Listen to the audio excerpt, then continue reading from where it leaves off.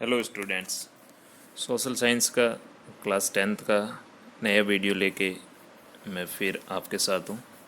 Students, पिछले video में मैंने आपको ग्लोरियस इंडिया के जो फर्स्ट चैप्टर है हमारा उससे रिलेटेड बहुत सारी चीज़ें शेयर की थी और हम मौर्यन डायनेस्टी के बारे में पढ़ रहे थे। मौर्य साम्राज्य के बारे में हमने डिस्कस किया था। स्टूडेंट्स, उसी से रिलेटेड मैं आज वेरी शॉर्ट आंसर क्वेश्चन आपको डालूंगा जो आप अपना कॉपी में कर लें। इनको पक्का करना है। Question number first will be who wrote ancient book Indica. उसका लिखना है आपको, इंडिका किसने लिखी थी। Who was the Chanakya, who was also called Kautilya. Kautilya कौन था। Question number 3, Ashoka ruled for how long. Ashok ने कितने सालों तक राज किया था। Question number 4, who was called samaharta in the Mauryan dynasty. Mauryan dynasty में समहारता जो एडमिनिस्ट्रेशन होता था, एडमिनिस्ट्रेटिव ऑफिसर होता था समहारता, वो कौन होता था उसके बारे में लिखना आपको। Question number 5, where did Ashoka visit after 20th year of his coronation. अपने राज तिलक के 20वें साल के मौके पर कहाँ की यात्रा की थी अशोक ने। Question number 6, where did Chandragupta live during his last days. Chandragupt अपने जीवन के अंतिम दिनों में, अंतिम साल में, अंतिम समय में कहाँ पे रहा था। मैंने बताया था आपको वीडियो में कि वो साउथ इंडिया में चला गया था। उस जगह का नाम लिखना है आपको। Question number 7, in which record name Ashoka has been found for king Ashoka. किस रिकॉर्ड में, किस शिलालेख में हमें अशोका लिखा हुआ, इंस्क्रिप्शन पे लिखा हुआ मिलता है अशोक के बारे में। और अंतिम क्वेश्चन होगा, to whom Greek author called Amitrochates. Amitrochates किसको बोलते थे। ग्रीक जो यमन, जो ग्रीस के राइटर होते थे, लेखक, वो अमित्रोकस किस भारतीय मौर्यन राजा को कहते थे उसके बारे में लिखना। ठीक है, तो ये हो गया आज के क्वेश्चन, अपने कॉपी में कर लीजिएगा। अब कुछ डिफिकल्ट वर्ड्स आप लिख दीजिए। कंकर्ड मीन्स वॉन, जीत गया। इस्टेब्लिश्ड यानी फाउंडेड, स्थापित करना। एम्पायर यानी किंगडम, साम्राज्य। ट्रीटी यानी फ्रेंडली रिलेशनशिप, संधि जो करते हैं हम, ट्रीटी। इन्वेडेड यानी अटैक्ड, हमला किया। रॉयल कोर्ट यानी किंग्स कोर्ट, राजा का दरबार। रिवोल्ट यानी रेजिंग वॉइस अगेंस्ट, कोई विद्रोह करना, आवाज़ उठाना, किसी के खिलाफ बोलना। Coronation means crowning, Raj Tilak करना। मास किलिंग यानी किलिंग मैनी पीपल, नरसंहार जिसको बोलते हैं हिंदी में। रिनंसिएटेड यानी अबेंडन्ड, त्यागना, कोई चीज़ को छोड़ना। वेपन्स यानी आर्म्स एंड एम्युनिशन, हथियार। एम्ब्रेस यानी एक्सेप्ट करना, ग्रहण करना, कोई चीज़ को गले लगाना, उसको ग्रहण करना, उसको एक्सेप्ट करना। अंडरटुक यानी टू गो यानी जाना या करना, कोई चीज़ हम अंडरटेक करते हैं, किसी चीज़ को करते हैं, कुछ काम करते हैं, कहीं जाते हैं, तो उसके लिए अंडरटुक यानी कुछ करना। प्रोपेगेट यानी सरमोनिंग, प्रवचन देना, किसी को अपने विचार, व्यूज़, पॉइंट ऑफ व्यू देना। एडिक्ट्स यानी हिस्टोरिकल रिकॉर्ड्स, जिनको स्तंभ या लेखक कहा जाता था। तो ये डिफिकल्ट वर्ड भी अपनी कॉपी में लिख दीजिएगा students.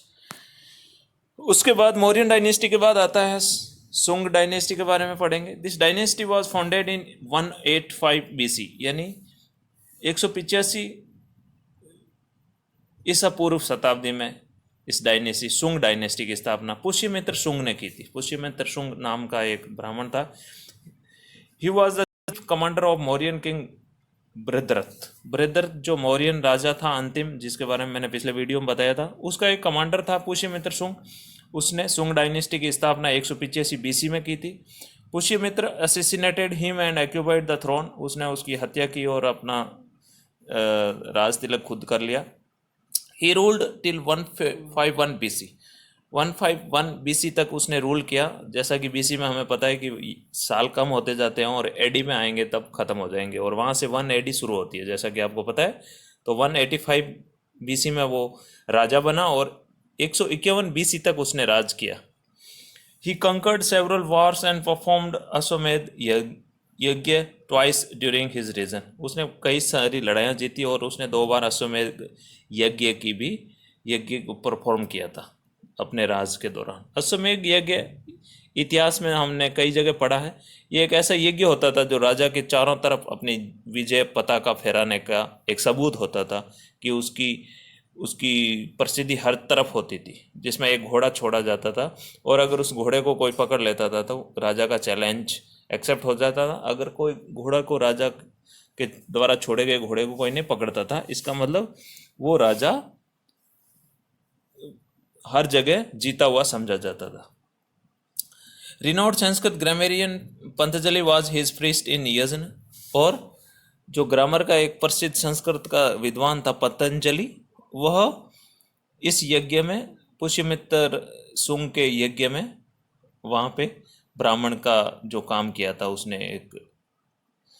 After the Pushyamitra, Agnimitra, Jyotirmitra, Bhadraka, Bhagavata and Devabhuti were the major ruler of the Sunga dynasty. Sunga dynasty के ये अन्य राजा थे। Devabhuti was dethroned by the Amatya Vasudeva around 73 BC। Amatya Vasudeva ने इसको देवभूति को 73 BC में अपने गद्दी से उतार दिया था और वो राजा बन गया था। यानी 73 BC में आके सुंग डायनेस्टी खत्म हो जाती है। कोइंसेस जो सातवां पीरियड के हैं स्टूडेंट्स। इसके बाद आता है सातवां dynasty. A person named Simuka laid the foundation of Satwan dynasty in 1660 BC in Andhra Pradesh, the valley of river of Godavari and Krishna. This dynasty is known by the name of Andhra as well as Satwan dynasty. सातवां dynasty की स्थापना सिमुक नाम के एक राजा ने की थी जो 60 BC में की थी। ये आंध्र प्रदेश जो राज्य है आजकल हमारा, जिसके अभी 2 हिस्से बन गए थे, आंध्र प्रदेश और तेलंगाना, जहाँ पर गोदावरी और कृष्णा की जो घाटियाँ हैं उस एरिया में, उस क्षेत्र में सातवां डायनेस्टी का राज होता था। Simuka's reign is regarded till 37 BC। 60 BC से लेके 37 BC तक सिमुक राजा रहा। After that his son Satakarni first became the ruler, और उसके बाद उसका बेटा सातकर्णी प्रथम राजा बना। Satakarni first took the Satavahana dynasty to great Heights.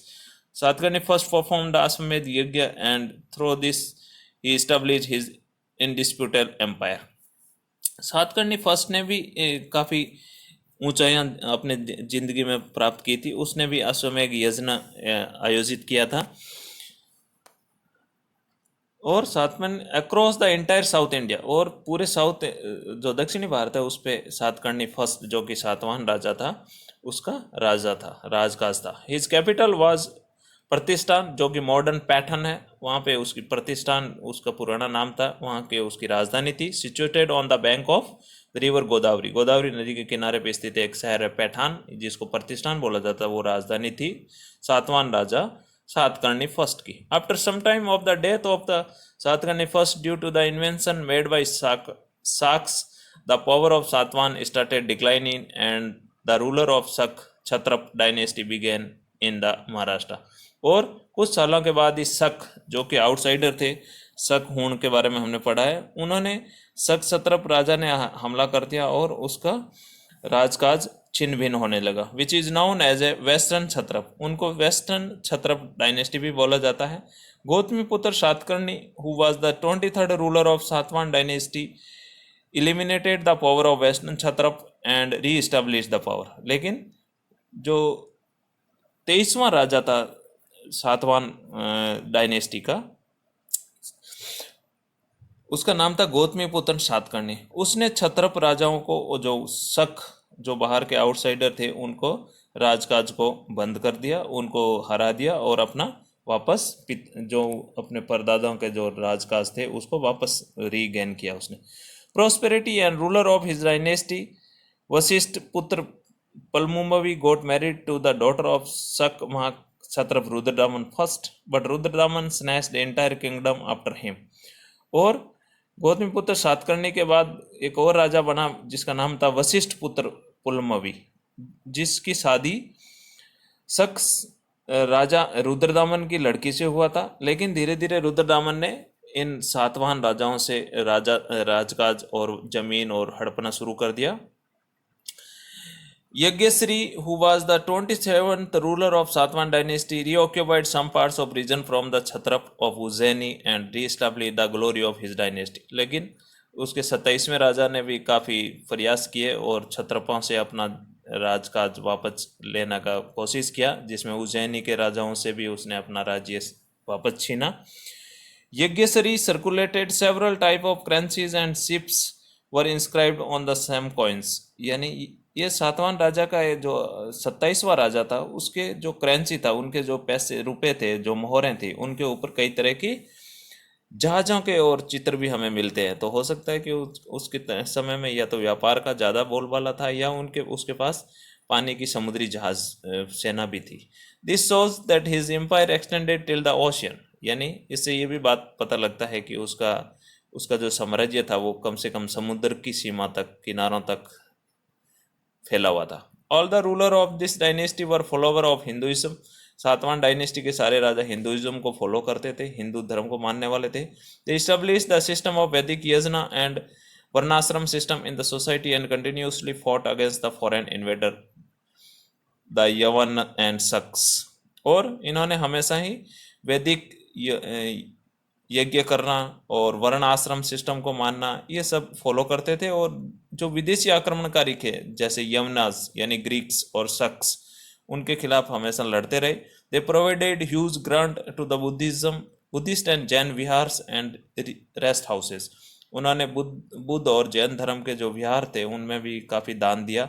In their period trade and commerce, agriculture and other industry developed significantly and currencies made of silver, copper, lead and bronze were in the circulation. और सातवां राजाओं के समय में व्यापार और काफ़ी उन्नति पर था, व्यापार, कॉमर्स, और उनके दौरान चांदी, तांबे और कई अन्य लीड और ब्रॉन्ज जैसे धातुओं के सिक्के भी चलन में थे। They were the first to establish the practice of granting the land to the Brahmins.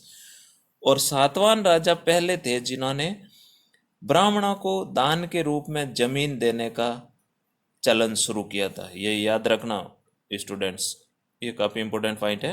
ब्राह्मणों को जमीन को दान के रूप में देने की शुरुआत सातवां वंश के राजाओं ने की थी शुरुआत। The Satavahana kings built many chaityas. उन्होंने कई चैत्य बनाए और विहार्स इन वेस्टर्न डेक्कन। और इन्होंने वेस्टर्न डेक्कन में यानी महाराष्ट्र वगैरह के इलाकों में कई जगह चैत्य और विहार बनाए थे। चैत्य और विहार होते हैं जहाँ पे बुद्धिस्ट भिक्षु रहते हैं। विहार यानी जहाँ पे निवास करते हैं, चैत्य जहाँ पूजा का स्थल होता है। ठीक है। कार्ला चैत्य जो कि लोनावाला यानी बॉम्बे के पास ये हिल स्टेशन है, वहाँ पे ये Karla chaitya is the most famous among them. This chaitya is 40 metre long and 15 metre high and is an excellent example of chaitya architecture. Student, Satavahana dynasty के बाद एक नया डायनेस्टी आता है इंडिया में, गुप्ता डायनेस्टी, जो 275 एडी से लेकर 550 एडी तक भारत में राज किया इन राजाओं ने। Kushan dynasty almost declined in North India in about 230 AD. Then a large part of land came under the occupation of Shak Murans, who continues to rule till 250 AD. After that, Gupta dynasty came into power in 275 AD. बीच बीच में कुछ राजा थे जिसमें शक थे जो outsider थे, Kushan dynasty जो वो भी फॉरेनर्स थे, ये बाहर के राजा थे, आते और चले जाते थे। तो उसके बाद में 275 एडी में गुप्ता डायनेस्टी, गुप्त काल का शुरुआत होता है भारत में।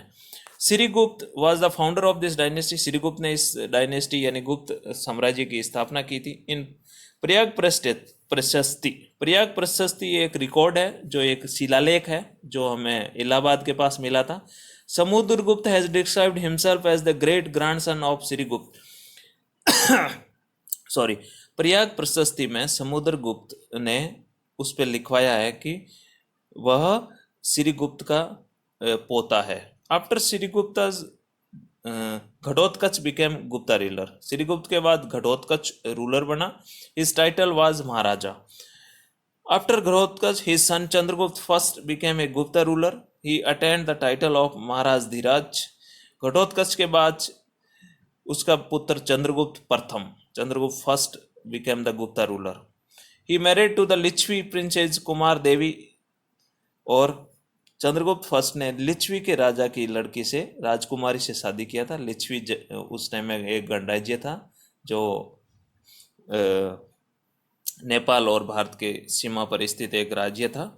इन 319 AD Chandragupta first started an era which is famous by the name of Gupta era. और 319 में चंद्रगुप्त फर्स्ट ने एक नया कैलेंडर शुरू किया था जिसको संवत कैलेंडर बोलते हैं या गुप्ता एरा, गुप्त काल बोला जाता है। इसको याद रखना, चंद्रगुप्त फर्स्ट ने 319 में संवत जो एरा था, संवत शुरू किया था। समुद्रगुप्त के बारे में पढ़ेंगे हम students. Chandragupta first appointed Samudragupta as a his successor. उसने अपने लड़के को अपना बाद में राजा बनाने का निश्चय किया। His ideals were concurring and unifying India. और समुद्रगुप्त की ये आइडिया था, ये सोच थी, उसके आदर्श थे कि भारत को एक रखना है और विजेता बनाना है। ही बिलीव्ड इन इम्पेरियलिज्म। और उसने उन्नति, तरक्की, विकास के ऊपर ज़्यादा सोचने का निर्णय किया। His court poet Harisen has described about his victorious military expedition in records of Allahabad प्रशस्ति। और हरिसेन नाम के एक लेखक ने अलाहाबाद प्रशस्ति, जो एक लेख मिला है हमें पत्थर पर, शिलालेख, उस पे समुद्रगुप्त की बहुत सारी विजेताओं के बारे में वर्णन किया गया है। These records are inscribed on the some pillars on same pillar on which Ashoka's edicts are inscribed। और ये पिलर भी सेम है, उसी पिलर पे अशोक महान ने भी अपने शिलालेख लिखवाए थे, उसी पत्थर के टुकड़े पर। The ruler and countries which were won by Samudragupta can be divided into 5 groups. और समुद्रगुप्त ने जो देशों पे, जिन जिन देशों पे, क्षेत्रों पे अपनी विजय हासिल की थी, उनको हम 5 भागों में बांट सकते हैं। कौन से भाग है? पहला, the states of Ganga Yamuna Doab. Ganga Yamuna के जो दोआब यानी 2 नदियों का जो क्षेत्र है, उसका area. States of eastern Himalaya, eastern Himalayas, the bordering states of eastern Vindhya region, eastern Deccan and states of south India and Shaka and Kushan. Shaka और कुषाण राजाओं के अंडर में आने वाला राज्य है। और पूर्वी भारत का राज्य है, पूर्वी दक्षिणी भारत के राज्य है, दक्षिणी भारत के राज्य है, हिमालय, पूर्वी हिमालय के राज्य है, जिसमें आसाम से लेकर नेपाल, बिहार, ये वाला एरिया, इन सारे जगहों पर इसने विजय हासिल की थी। समुद्रगुप्त एक बहुत महान विजेता राजा था। वो बहुत ही possess a very powerful navy by which he strengthened his foreign relations। इसलिए समुद्रगुप्त को भारत का नेपोलियन भी कहा जाता है, क्योंकि वो कभी भी लड़ाई, किसी भी लड़ाई में हार उसको नहीं मिली थी। अश्वमेध पराक्रम can be seen inscribed on his coin. और इसीलिए उसके सिक्कों पर अश्वमेध पराक्रम बना हुआ आपको दिखाई देगा। He also excelled in fine arts. और उसकी कला में भी काफ़ी रुचि थी। He has also been called the excellent poet. वो एक खुद बहुत अच्छा कवि था। He excelled in music also. वह एक बहुत अच्छा संगीतज्ञ था। His image of playing veena has been inscribed on a coin. एक सिक्के पे इसीलिए उसको वीणा बजाते हुए दिखाया गया है। ही was a devotee of Lord Shri Vishnu. वो भगवान विष्णु का पुजारी था। But had equal respect for other religion. और लेकिन दूसरे धर्मों में भी वो विश्वास रखने वाला राजा था। चंद्रगुप्त सेकंड आता है समुद्रगुप्त के बाद। Chandragupta second was the son of Samudragupta. He also has been called Devraj और देवगुप्त। चंद्रगुप्त सेकंड समुद्रगुप्त के बाद राजा बना, उसको देवराज या देवगुप्त भी कहा जाता है। He expanded his empire through marriage, alliance and victory. और उसने अपने राज्य की वृद्धि रिश्ते बना के, शादी से बंधनों में बंध के या जीत के साथ आगे की। He got his daughter married to Vakataka king Rudrasena. उसने अपनी लड़की की शादी वाकाटक के राजा रुद्रसेन से की थी। After his death Prabhavati became the real ruler by making her younger son sit on the throne.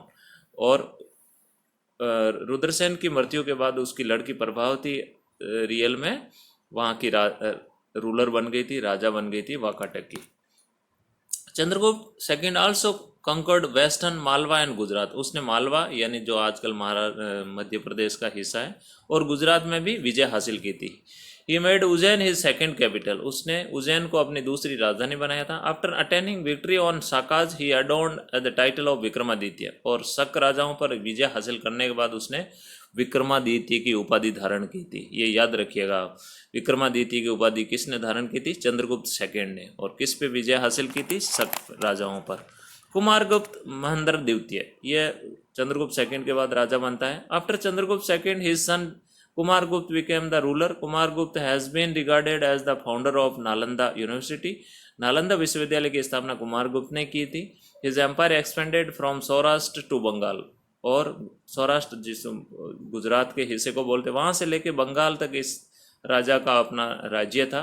In the last days of his rule he had to face revolt from Pushyamitra, और अपने सत्ता के अंतिम सालों में उसे पुष्यमित्र से विद्रोह का सामना करना पड़ा।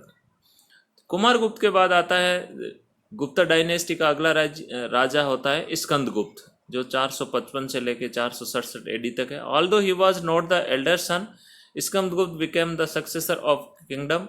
हालांकि वो सबसे बड़ा बेटा नहीं था, फिर भी वो राजा बन गया। It is evident from the Junagadh rock edict that Skandagupta renowned the Sudarshan lake which was built by Mauryan ruler. ऐसा कहा जाता है, हमें जूनागढ़ के जो शिलालेख है उससे पता चलता है कि सुदर्शन लेक है, एक सुदर्शन झील थी गुजरात में, जो पवित्र झील, उसका मरम्मत का कार्य स्कंदगुप्त ने करवाया था। जिस झील की स्थापना, जिस झील को सबसे पहले बढ़ाने का काम ये मौर्य राजाओं ने करवाया था।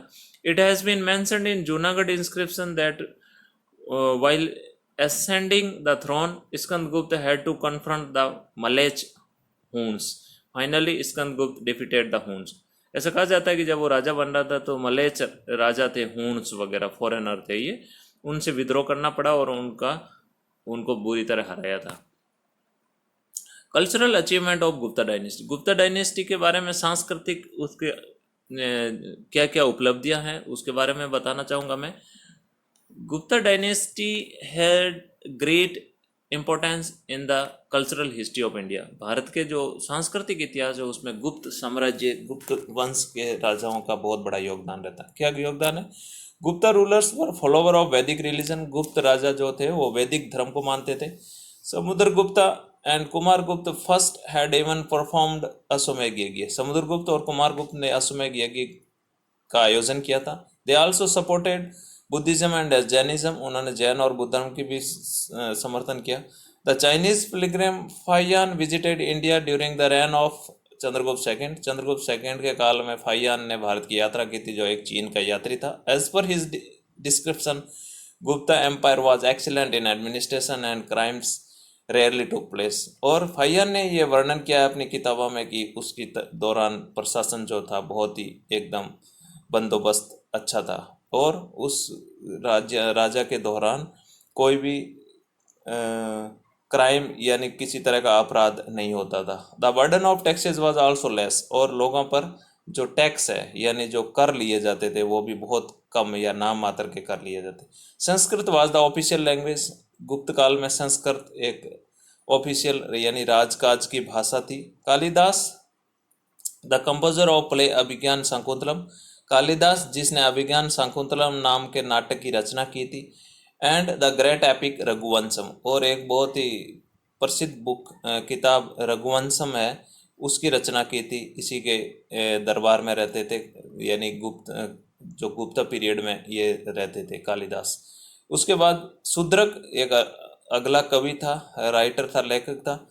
The writer of the play Mrichchhakatikam. Mrichchhakatikam की स्थापना की थी, रचना की थी। Vishakh Datta the writer of the play Mudra Rakshasa and the renowned koshkar Amar Singh were all present in the Gupta period. ये सारे मुद्र, विशाख दत्त, अमर सिंह, ये भी गुप्त पीरियड में उसके राजा के दरबार में रहते थे। Ramayana, Mahabharata and Manu Smriti compose in their present form in Gupta period. और रामायण, महाभारत और मनुस्मृति की जो आज की वर्तमान प्रतियां हमारे पास उपलब्ध है, उनकी रचना भी गुप्त डायनेस्टी, गुप्त राजाओं के काल में ही हुई थी। Great mathematician Aryabhatta, Varahamihira and Brahmagupta significantly, यानी प्रसिद्ध गणितज्ञ आर्यभट्टा, ब्राह्मीर जो कि एक विद्वान था, और ब्रह्मगुप्त वो भी एक गणितज्ञ था। ये भी significantly contributed in the development of mathematics and astrology during the Gupta period. इन्होंने गणित और एस्ट्रोलॉजी यानी जो अंतरिक्ष विज्ञान है उससे संबंधित विकास करने में गुप्ता पीरियड में काफ़ी सहायता की थी। The decimal system was invented in this period. Decimal system की भी स्थापना गुप्त पीरियड में हुई थी। विच लेटर रीच्ड यूरोप, जो बाद में यूरोप पहुंच गया, यानी अंग्रेजों के पास पहुंच गया। थ्रू द अरेबियंस, जो अरब यात्री आते रहते थे। Evidence of architecture, painting and metallurgical science of time is evident from the remains in Jhansi, Kanpur, Ajanta caves, the iron pillar at Delhi, the 80 feet tall copper statue of Buddha in Nalanda, and from the 7.5 feet tall copper statue of Buddha in Sultanganj. यानी झांसी, कानपुर, अजंता की गुफाओं, या दिल्ली में जो लोहे का स्तंभ है मेहरौली का, या 80 फुट का जो तांबे की बनी मूर्ति है नालंदा में भगवान बुद्ध की, या 7.5 फीट की जो बुद्ध की सुल्तानगंज में मूर्ति है, ये सारा हमें गुप्त काल में लोहे के बारे में, पेंटिंग, आर्किटेक्चर के बारे में और धातु विज्ञान के बारे में हमारे नॉलेज को, हमारे ज्ञान का ये सबूत है कि उस समय लोगों को धातु विज्ञान यानी लोहे से कैसे चीज़ें बनानी है का ज्ञान था। Society in the Gupta period. Gupta period में समाज कैसे रहता था? The society was traditionally divided into 4 parts during the Gupta. 4 हिस्सों में बटी हुई थी समाज। कैसे? The place of Brahmins were regarded to be the highest. ब्राह्मणों का सबसे ऊपर दर्जा होता था। Their duties were studying, teaching, performing yajna and charity. और उनका काम था स्टडी, पढ़ाई करना, टीचिंग, लोगों को पढ़ाना, परफॉर्मिंग यज्ञ, यज्ञ करना, और चैरिटी, दान देना। The Kshatriyas were responsible for protection of nation. और क्षत्रियों का काम था कि देश की रक्षा करें। Vaishyas were in the occupation of trading and commerce. और वैश्यों का काम होता था कि वो जो व्यापार और कॉमर्स से संबंधित जो काम है, व्यापार से संबंधित, उनसे संबंधित काम करें। Shudras were the service provider. और शूद्र जो थे वो सेवा के कार्य करते थे। In Gupta period the bond of occupation with caste weaken. लेकिन गुप्ता पीरियड में जो आपस में बॉन्ड था, जातियों का आपस में एक दूसरे से लगाव, एक दूसरे से बंधन, वो कमजोर होने लगा धीरे धीरे। Despite this the basis of caste remained prevalent. फिर भी जो जातिवाद कैसे होगा, जातियों का कैसे चलन होगा, उनकी उत्पत्ति कैसे होगी, वो जारी रहा। Women had an important place in the society. औरतों का समाज में काफ़ी महत्वपूर्ण स्थान था। इन religious activities the presence of wife along with the husband was mandatory. यानी किसी भी धार्मिक समारोह में, धार्मिक कार्य क्रम में वाइफ के आदमी के साथ अपनी पत्नी का होना बहुत ही जरूरी माना जाता था गुप्ता पीरियड में। Women's were educated. और औरतें काफ़ी पढ़ी लिखी थी। Veils system was not prevalent. और पर्दा के बारे में ऐसा कहीं हमें सबूत नहीं मिलता है कि पर्दा थी। At this time 8 type of marriage were prevalent. और इस समय 8 तरह की शादियों का प्रचलन था। The practice of swayamvar was there. Swayamvar की जो प्रचलन वो भी था। Murdhavasikta, Karana, Ambastha, Parasava were the mixed caste during the Gupta. ये मिक्स कास्ट थी, यानी ये जो मिश्रित जातियां थी उनका ये नाम दिया गया है। Karana, Ambastha, Parasava, Parasava, these all. Kayastha was a section class during the Gupta period. Kayastha एक section class था, but later it emerged in form of caste. Women have been depicted highly in literature of Gupta period. और औरतों का लिटरेचर में भी, साहित्य में भी काफ़ी अच्छे तरह से वर्णन किया गया है।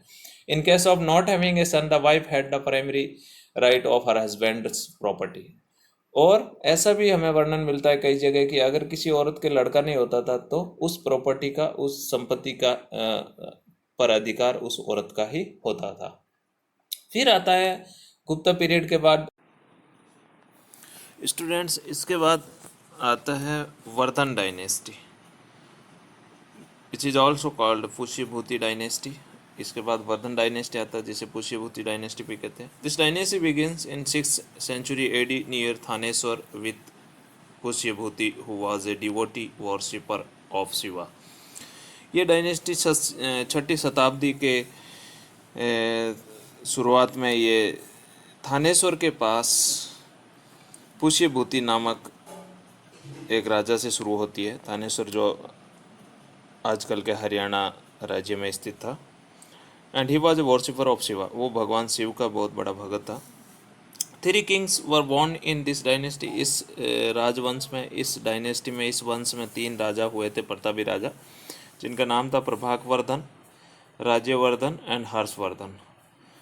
After the death of Prabhakvardan, his elder son Rajyavardhan ascended the throne, but shortly after his coronation, he was to engage in several battles and was assassinated by God ruler Sasank in 606 AD. और प्रभाकरण की मृत्यु के बाद राज्यवर्धन, उसका जो बड़ा भाई था, वो गद्दी पर बैठा, लेकिन उसे राज तिलक के बाद बहुत सारी लड़ाइयों में शामिल होना पड़ा. और इसी तरह का एक गौड़ वंश का राजा शशांक था, जिसने 606 एडी में उसकी हत्या कर दी. After this his younger brother Harshvardhan became the ruler. इसके बाद उसका छोटा भाई हर्षवर्धन राजा बना. Who ruled for 40 years and expanded his empire. उसने करीब 40 साल तक राज किया और उसने अपने साम्राज्य को काफ़ी विस्तृत किया. He did not have any children. उसका कोई बच्चा नहीं था. So Pushyabhuti dynasty ended with his demise. और हर्षवर्धन की मृत्यु के बाद, उसके अंत के बाद, ये डायनेस्टी, ये वंश भी भारत में ख़त्म हो गया. Situation was extremely critical at this time. जब हर्षवर्धन राजा था तो भारतवर्ष में काफ़ी स्थिति नाजुक थी. Harshvardhan ascended the throne. Gaur ruler Sasank had assassinated his elder brother Rajyavardhan. Younger sister Rajsri went away to an unknown place to save her life. उसी समय क्या हुआ कि शशांक ने, जो कि गौड़ राजा था, जिसने राज्यवर्धन की हत्या कर दी, और उसकी जो सिस्टर थी, छोटी बहन राजश्री, वो किसी अनजान जगह पे चली गई. Soon Harshvardhan was successful in finding the whereabouts of his sister. लेकिन हर्षवर्धन ने अपनी बहन को ढूंढ निकाला. He entered into an alliance with the king Bhaskar Varman of Kamprupa and sent a large army against Sasank. और उसने कामरूप राजा के भास्कर वर्मन, जिसका नाम था, उसके साथ एक संधि की, और उसने एक बहुत ही विस्तृत बड़ी आर्मी, बड़ी सेना शशांक, जो गौड़ राजा था, उसके खिलाफ भेजी. Through in the south his armies were forced to return from the banks of river Narmada around 620 AD by king Pulakeshin second. हालांकि वह कामरूप में राजा के साथ संधि करने के बाद शशांक के खिलाफ एक विस्तृत आर्मी भेजने में सफल हुआ, लेकिन उसकी आर्मी को दक्षिणी भारत में नर्मदा नदी के किनारे पे 620 AD में पुलिकेशन राजा जो सेकंड था, उसके खिलाफ हार का मुंह देखना पड़ा और वहां से वापस आना पड़ा. The boundaries of Harsha's empire extended from snow laden mountain in the north till the banks of river Narmada in south. लेकिन हर्षवर्धन का जो साम्राज्य था, वो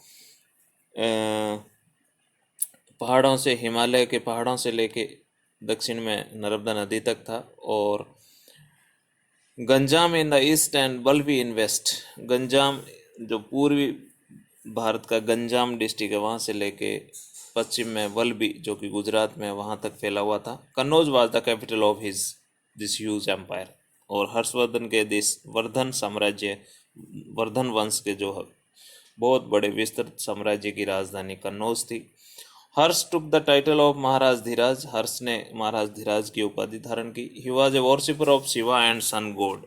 वह भगवान शिव और सूर्य के पूजा करते थे. These are the map of the Harshavardhan empire in India, जो दिखाया गया है येलो कलर में, and below the figure of Harshavardhan himself. So students, this was the elaborate discussion about the Gupta periods, Satwan dynasty, Vardhan dynasty, and some other kings. In next video, I will come with some more things, some more topics. Till then, thank you.